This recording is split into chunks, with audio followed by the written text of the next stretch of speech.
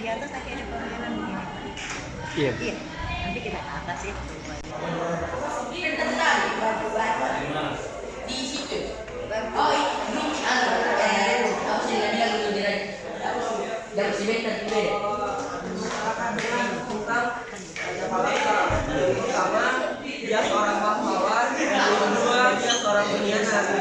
Dia dibilang pengkhianat karena dia membantu Belanda untuk mengalahkan Sultan Hasanuddin atau membantu mengambil alih perdagangan dunia.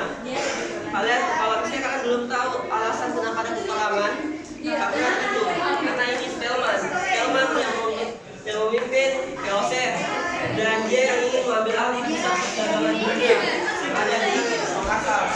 Nah, ini Sultan Hasanuddin. Kalau itu Sultan Hasanuddin dari mana? Kerajaan Goa.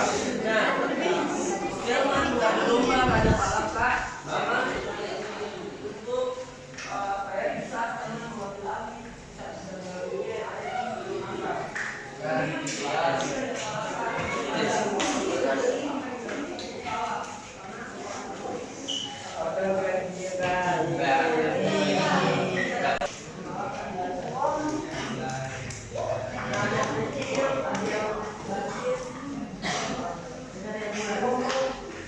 Mana